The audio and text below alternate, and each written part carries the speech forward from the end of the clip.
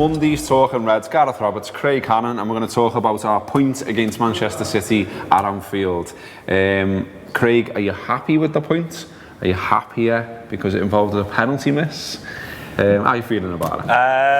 Yeah, I'm alright with it actually. I think the penalty sort of... I think if we were coming out of there and it was just 0-0 and there wasn't that penalty, and I'd be a little bit like, because I thought we were going to win, and I'd be a little bit disappointed. And I think the penalty sort of puts the point into perspective for me, really. And like, it was a big let off whenever that went over the bar, just because 86 minute, wasn't it? Yeah, just because it was, you know, it felt like we got off the hook a bit, and I actually haven't seen whether it was a penalty. I haven't watched it back. I think it probably is. Is it? I think in the ground we didn't think it was, but then we were about a full pitch length away from it, right at the back of the cop. Apologised for it as well on his Instagram, so I kind of think, you know, all things considered, it probably is. Like. And like seeing the little videos of have you seen the video of the City fan recording himself and he's talking about it, and he's talking about, oh, like, this is going to be Mahrez's moment, and it'd be the biggest moment of his City career so far, and then he blooms over the bar, and that made me really happy. I think it's a bit mad that Guardiola didn't know how poor his record is from the spot. Like, he literally got told it and he went, oh, is it? He's like, someone went, he's missed 4, you know, and he was like, oh, has he? Well, and they were like, well, why did you let him take it? Because he apparently signalled for him to have it, and he was like, well, he was good at them in training. But it was Charlie Adam-esque, I thought, in how bad it was. The first one I thought of was Dejan Lovren. Yeah, Charlie Adam, but Dejan Lovren against Besiktas. Yeah. Remember that one where it just goes nowhere? Like, even we were right behind it. I was sitting in the cops, so we were right behind it, and I still couldn't work out where the ball had gone. It was like, has it gone out of the stadium? Like, it was really bad. But yeah, I think the let off from that told its own story, and I think that it's a good point. And the way Man City set up and the way Man City played against us just goes to show how, you know, how far we progressed under Klopp. I think the fact that they've, you know, that Man City have been the best team in the country for quite a while now, and you know, in the past they've come to Anfield and tried to play us at our own game, and I think this time they've learned that they can't do that, because I think Guardiola said it in his post-match press conference that, you know, if you try and play Liverpool, you have a 1% chance of winning, and he's decided to play a different way, a way that I've not really seen Man City play like that before, which is interesting. But yeah, good point. Yeah, I mean, Liverpool remain unbeaten, one of 3 teams on 20 points at the top of the league. City, as well, still haven't won at Anfield now since 2003, the days of Kevin Keegan and Nicolas Anelka, who scored 2 goals that day. That's shite, isn't it? I mean, let's be honest. Isn't it? Well, yeah, I mean, look, all the money they've spent, the fact that, you know, that era, if you like, includes us under Hodgson and things like that. And, you know, it's great. I mean, I love the idea of being a bogey team for someone. I hate it when it's the other way around, that I'll always argue against it. But when it's the other way around and we're the bogey team, I like that. I like the fact that we're in the Reds. I think a lot of, you know, the City fans, you know, the way they talked about Liverpool and about this game, you could tell that we're in the Reds. And they are fucking weirdos, by the way. They are weird. They are a weird bunch. Like, honestly, I've seen just loads of tweets and comments from them after the game, and it's like, you know, like commenting under our post-match video and everything. It's like, honestly, I wouldn't fucking watch yous for 3 seconds, never mind watch a video once. It's all a bit weird. Like, I mean, some lad asked me to do you know, like a sort of Q&A thing for his video channel, and, you know, it's not like particularly well followed or anything. I think he's, you know, just starting out with it or whatever, and fair play to him. And he asked the question, I was like, yeah, like, you know, I'll help out. I'll always help out with other fan media, independent media, whatever. And yeah, comments underneath: Heysel, murderer, blah blah blah blah blah. Like we've really get into their heads, and they really dislike us. And whether it's stemmed from the bus, whether it's stemmed from the fact that we beat them 3 times last season, I don't know. Even the reporting around it. I mean, the media. the way some of their reporters act is just dead weird now as well. Obviously, Stu Brennan's weird, but then you had, there was a girl who was down there. Can't remember her name, but I seen her tweeting about, oh, you know, the buses just come in and nothing happened. Well, we told you that, because no one's asked. It's a bus. Wow. Like, you know what I mean? It's a bus, and the only reason that didn't happen last time is because it was European night. We were all bang up for it. We were welcome on our bus more than we were asked about your bus, and we all know what happened. But it's like, just like, what are you on about? You're not. you're just Man City. You know what I mean? You're just Man City. But yeah, I think that's the thing. I think that's what feeds into their mindset. The way they act is that they still have this mindset of like them back in League One or whatever it used to be called. Do you know what I mean? I think they still think like that. And like even we talked about it last week with the fact that they say they don't like the Champions League and they boo the anthem and everything. That's weird. That's weird as fuck. Yeah. And yeah, just I don't get it, and I think that's the first thing I thought whenever we, whenever the penalty, whenever the bar and the celebration sort of calmed down. The first thing I thought was, I'm so happy that they're not happy. Like that they'll have been watching. They're all in the way in, completely quiet, thinking for fuck's sake, because like you've said about us being a bogey side for them. You've said about us being a bogey side for them, but and that continues now. And if they'd scored that penalty, then that sort of hoodoo's gone, exactly. And they know that they can win at Anfield, and it's brilliant that we are that side that they just for some reason they can't seem to beat us at Anfield, and the fact that we're both going for the league makes that even better. Yeah, I think if you'd said at the start of the season, reach this point, you're joint top with 20 points, haven't played City, haven't played Chelsea, haven't played Spurs. I think everyone's snapping your hand off, and we're still unbeaten in the league as well, which I said before. So that's the run over as well, isn't it? I think. What? The nightmare run. That's the nightmare run over. When we come back, we've got Huddersfield, then we've got Cardiff, then Red Star. Can't remember who it is after that. We've got Arsenal coming up in fairly soonish. I think it's 3 or 4 games back after the break, and that'll probably be quite tough because they look in decent form based on what we're seeing. But yeah, it's 3 years in charge now for Jurgen Klopp as well. There was an interesting interview with Kloppo in the Sunday Times yesterday, obviously with Jonathan Northcroft, not Blag. Jonathan Northcroft, who's just been on time. And nobody's going to know what you're on about. It was in joke, sorry, but it was. If you didn't see that, try and have a read of that. It was really interesting, and there's an interesting line in there about he sort of says, when he arrived, like it wasn't his club, if you like, and now it very much is in terms of the team right through. It talks about how he does get on with the owners, he does get on with the scouts, he does get on with the rest of his staff, he does get on with Michael Edwards, who are the other fellas, can't remember the names now, the other scouts anyway. But that wasn't always the case. Obviously under Rodgers, he sort of riled against some of the choices of players and things like that, whereas it does all feel they're all one right now, which is great. Walshy's put down here as well, and this is one of the questions I got asked by the City fan actually who I mentioned did that video with. It says, how much pressure is he under to win a trophy? Obviously we got to the League Cup final, we got to the Europa League final and the Champions League final under Klopp. We've qualified for consecutive Champions Leagues as well, which was progress.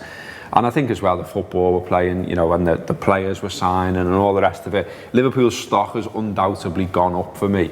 And I think to pin everything to a trophy is a little bit reductive for me. I know other fans do it, I know the mainstream media will do it, and of course I want to see Liverpool lift the trophy, but I just think we can't control everything. So Man City, okay, we're happy with that point, but if Man City win the league this season with, I don't know, I'll pluck a figure out the air, 97 points, and Liverpool get 92, that isn't a failure for Liverpool, because Liverpool have never got 92 points before ever in the Premier League era.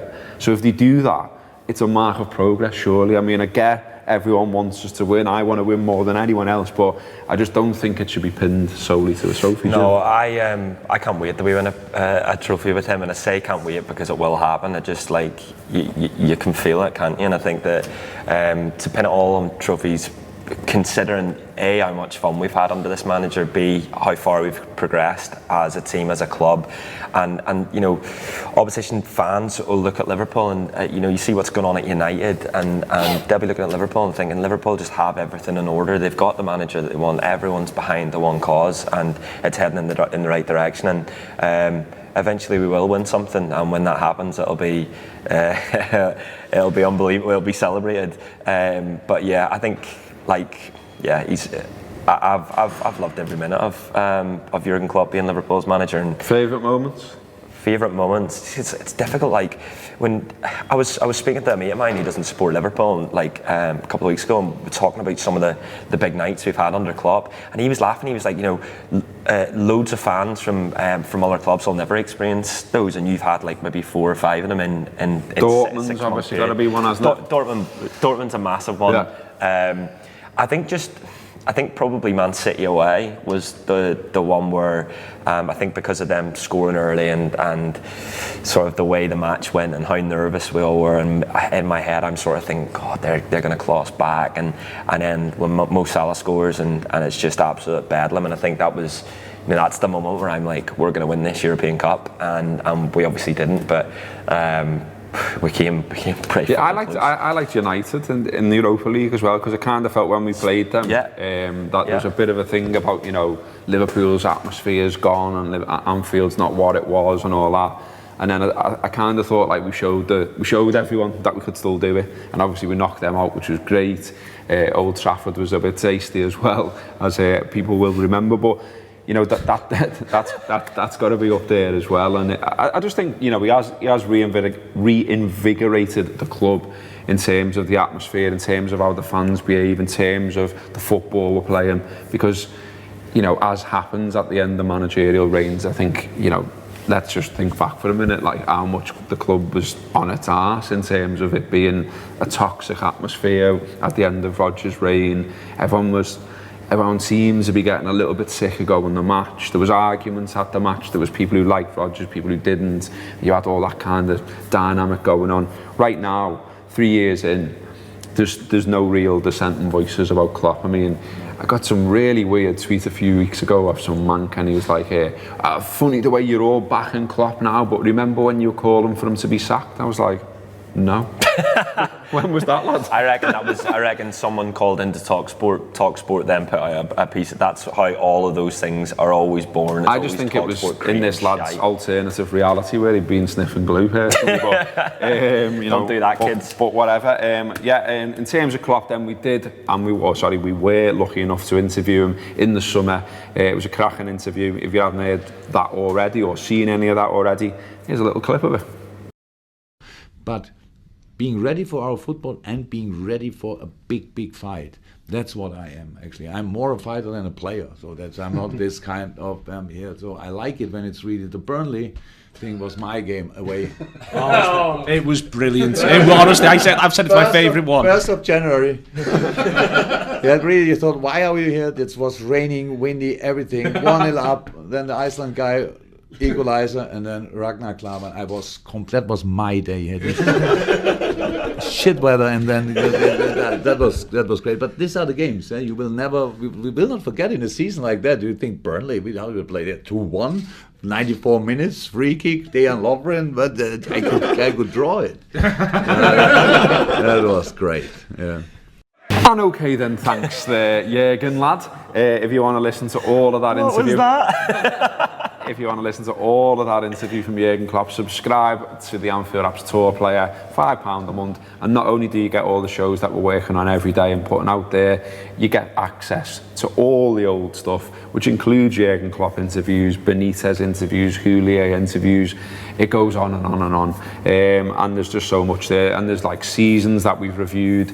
There was a show we used to do years and years ago, well it feels years and years ago, but probably wasn't that long, but one we used to call And Could He Play, where we talked about individual players. That was quite popular. We just sort of ran out of players really, but there's a huge archive of stuff is what I'm saying. So not only can you listen to the stuff that's going out all the time, you can listen to all that as well.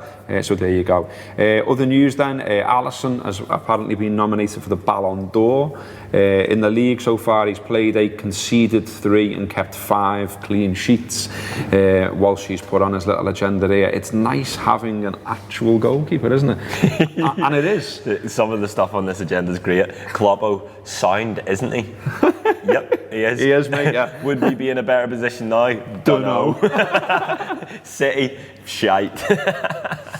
But Alisson was great again as well, I thought, at the weekend. It's just it's not having that worry, it's not having that anxiety where you look amongst the team and you look at the front. You trust the front players. You're starting to trust the defence and everything, but then you look at your goalkeeper and you have this anxiety of like, oh God, it's Karius or it's Mignolet, or that debate as to who's going to be the number one, whether they're good enough or not. We don't have any of that now, and it's brilliant. And he made some cracker saves against Chelsea, and I think that's sort of the moment we all go. Napoli as well. Yes, Napoli, I mean, as well, Napoli was poor and probably Liverpool's worst performance of the season. But Alisson, I thought, still comes out of that with credit alongside Gomez. Yeah. He's so big. Every time I'm in the ground and I'm watching him, I'm thinking like, you get bigger every time, and he's just this massive presence, and I love the fact that, like, how long ago, I know Pepe Reina for a couple of seasons, but it just feels like so long ago where we haven't had to worry about a goalkeeper, and now we don't, and another signing that looks well worth the money. Well, Jamie Carragher was talking on the comments yesterday as well, that Liverpool can now rely on their defence and their goalkeeper to win them points.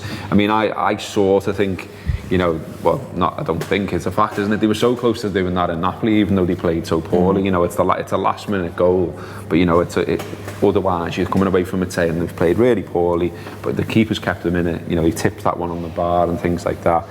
And that is the case now. I mean, it always felt that Liverpool, red arrows going forward and all that, but always a little bit shaky at the back. It's twisted on its head a little bit.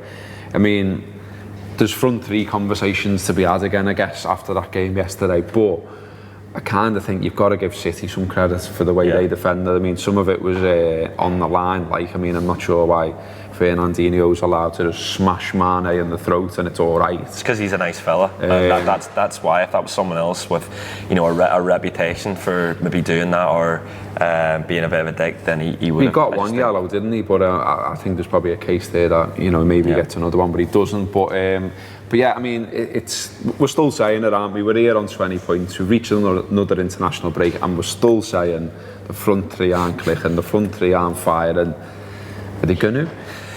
Isn't it the first time that they've gone 4 games without any of them scoring, which is worrying. And then I'm going to look at it in the positive and say that it is nice that it's the defence and the goalie that's sort of pulling us out of the hole. Really, that's not been the case in the past. As it were. Oh, come on. My mum watches this. Your words. No. But you know what I mean? Like, I think that, you've put me way off. But yeah, no, in the past it's always been, Liverpool rely too heavily on the front three, and now that's not the case in them. We're going to keep saying it. There's one game where they're going to click, and I think Huddersfield and Cardiff look all right, don't they? Yeah, they do, and that's the thing. Like, everyone's talking about it. They built that up as a nightmare run, and then they're built. They're almost saying to that front three. They've been really bad, but this is the nightmare run, and that's finished now. So just fucking put 4 past Huddersfield and shut everyone up, and then we don't have to worry anymore. And once that front three click, we'll keep saying it. But once that front three click, then. What a team this Liverpool team are going to be. Absolutely good as well to see over the weekend that Duncan Castles, one of the worst journalists in the world, is watching our videos. So hiya, Dunk, I hope you're watching again, mate. Keep on tweeting about the Anfield app, we love it. And you can be rest assured that a lot more people listen to our stuff and watch our stuff than they do you. So off the fucking rants.